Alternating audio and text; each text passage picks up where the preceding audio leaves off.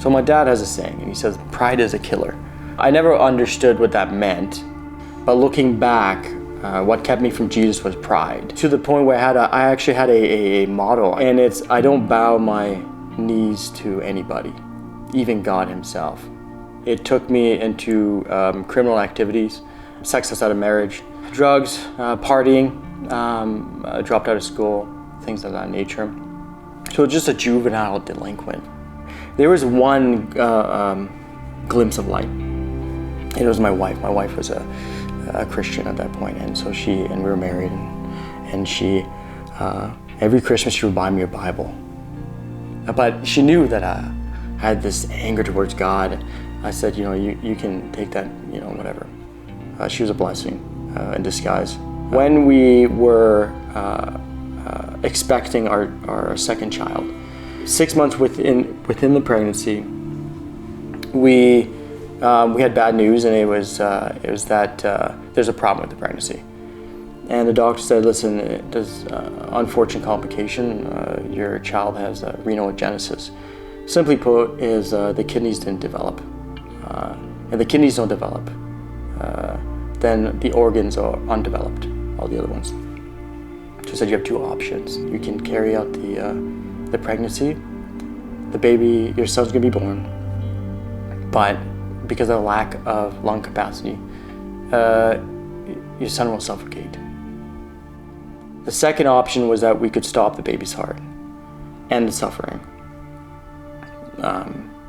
And so because my wife was uncontrollably sobbing at this point, and she looked at me, so I can't make this choice. I had to make the decision, and so I said, we'll stop the baby's heart.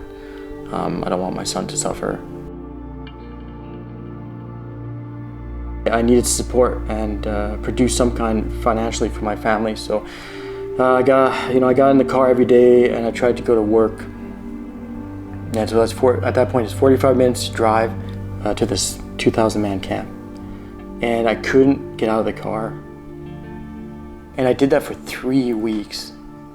Didn't go to work. I just ended up at the security gate. And one day I couldn't take it anymore. I drove my car to the nearest church. I didn't go in. And I genuinely grieved and prayed to God for help. At that point, I wasn't sure about Christ. And there was one night my wife said, hey, we need diapers. And I said, okay.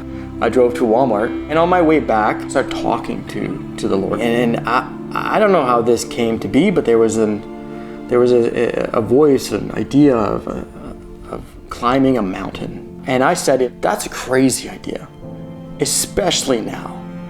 And but because of everything, the events that happened, I said, what do I have to lose in this point? And so I drove around until I felt a voice saying, this is the mountain I want you to climb. I kneeled down. The rebel me kneel down.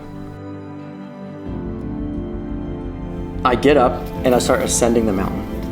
The whole time engaging with God, and at the same time thinking how the lunacy that was about to happen, and what am I doing? And it's dark out. There's flood warnings. I get to the top. I'm here, God. And so I turn around. The clouds part. A rainbow appears.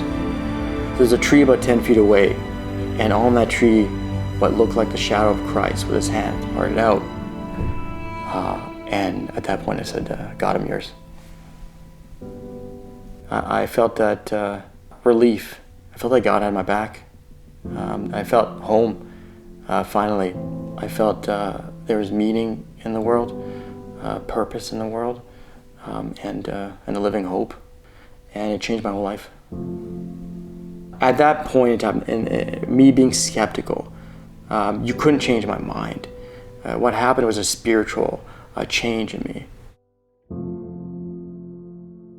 My wife actually said that, Ben, you've changed so much. You were so different than you were before. It's almost like a new me. Even the love that I have for her, or the kids, it's so different with Christ. It's not a selfish love. It's unconditional, because of what happened on the cross. If you want to look at true love, you look at what happened on the cross. But it all started with his birth. Jesus was born, and then he had to go on the cross to shed blood for us and to save us from our own sins because we couldn't do it ourselves. So when I look to the future, I hope I can be a really great ambassador of Christ. Well, I'm not blessed because everything went right. Just look at my story. I'm blessed because of Christ and what he did on that cross. It's hope for humanity, and it's hope for all.